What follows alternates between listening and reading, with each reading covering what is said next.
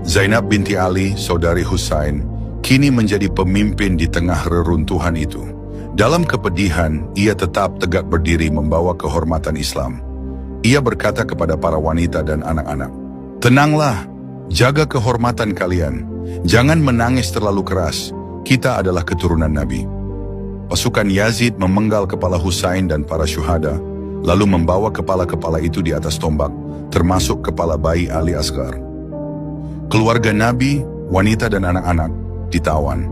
Mereka diikat dan digiring dari Karbala menuju Kufah, lalu ke Damaskus, ibu kota kekuasaan Yazid. Ali bin Husain, Imam Zainul Abidin, adalah satu-satunya pria yang selamat karena sakit keras. Ia juga ikut digiring dalam keadaan lemah, diikat dan diarak bersama keluarganya. Di Kufah, rakyat awalnya bersorak menyambut kemenangan. Tapi begitu melihat wajah para tawanan yang penuh luka dan kelelahan, mereka sadar telah ditipu. Zainab berdiri di tengah keramaian, wajahnya bercahaya, penuh wibawa. Ia berkata lantang, "Wahai rakyat Kufah, apakah kalian bangga atas darah cucu Rasulullah? Kalian bersorak menang, padahal kalian telah membunuh manusia termulia setelah Nabi. Air mata kalian tak bisa membayar darah Husain. Wahai penduduk Kufah, celakalah kalian. Hati kalian keras, mata kalian menangis, tapi tangan kalian membunuh." Tangisan pecah di seluruh penjuru. Banyak yang beristighfar dan menyesal. Rombongan tawanan dibawa ke istana Yazid bin Muawiyah di Damaskus. Kepala Husain diletakkan di hadapan Yazid. Ia bermain-main dengan tongkatnya di mulut Husain sambil tertawa. Tiba-tiba, Zainab berdiri.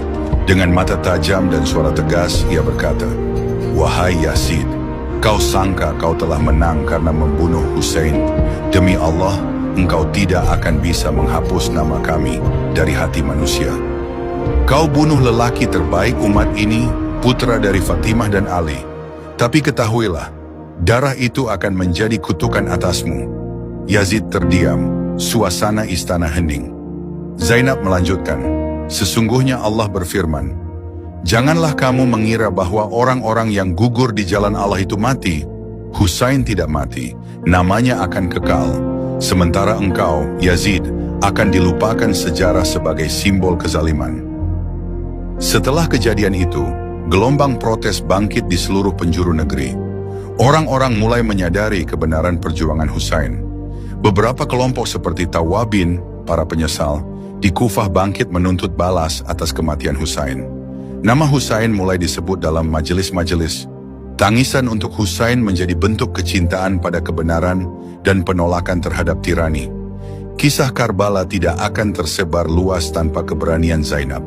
Dialah lidah Husain, pena perjuangan yang meneruskan misi kakaknya. Karena itulah, sampai hari ini, nama Husain hidup dan kebangkitan Karbala tetap menyala.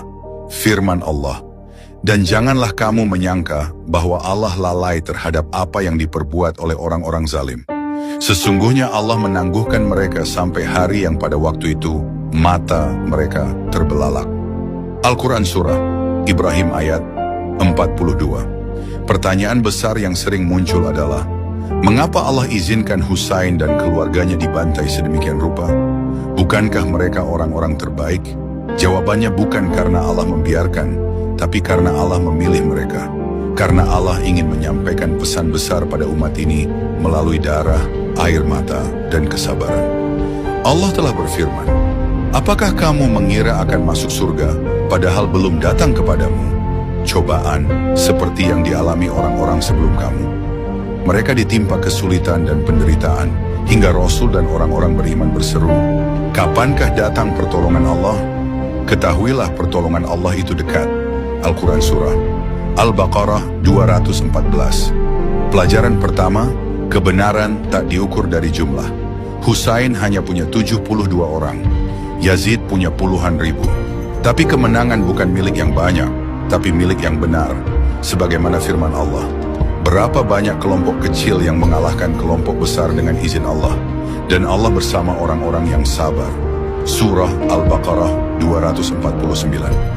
Pelajaran kedua, keteguhan dalam menghadapi kebatilan.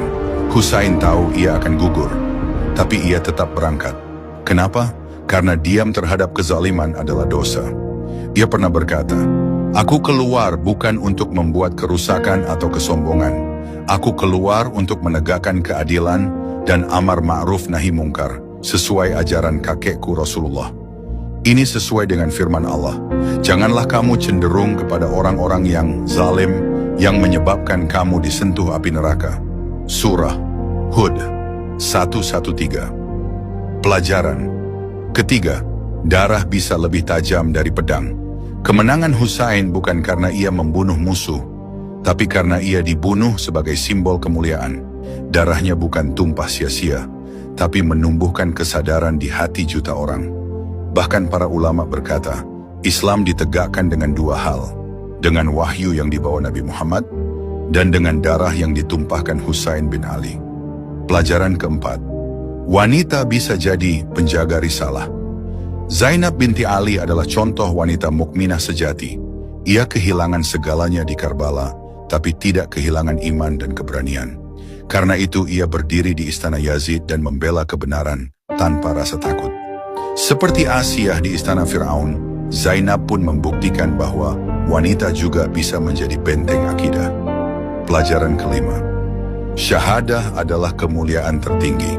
Husain tidak mencari dunia, ia mencari syahadah. Karena itu ia berkata sebelum wafat, lebih baik mati mulia daripada hidup hina. Dan Allah telah menjanjikan, sesungguhnya Allah membeli dari orang-orang mukmin jiwa dan harta mereka dengan surga sebagai gantinya. Surah At-Taubah ayat 111. Karbala hari ini. Karbala bukan hanya terjadi di padang pasir Irak. Karbala terjadi dimanapun ada kebenaran yang ditindas. Ketika seseorang berani berkata tidak pada kemungkaran, berani berdiri walau sendirian, menangis untuk yang tertindas, berdiri melawan kezaliman, maka ia telah hidup dalam semangat Husain. Sahabatku, mari kita hidupkan semangat Karbala dengan mencintai Al-Quran dan memperjuangkannya. Tidak takut berkata benar walau sendirian, menjaga kehormatan dan kejujuran dalam hidup. Mendidik anak-anak kita untuk mencintai Rasulullah dan keluarganya. Karena Husain berkata, jika agama Muhammad tidak akan hidup kecuali dengan kematianku, maka wahai pedang, datanglah dan potonglah aku. Sahabatku, kisah ini bukan sekadar sejarah. Ini cahaya yang menuntun kita di zaman yang gelap. Wassalamualaikum warahmatullahi wabarakatuh.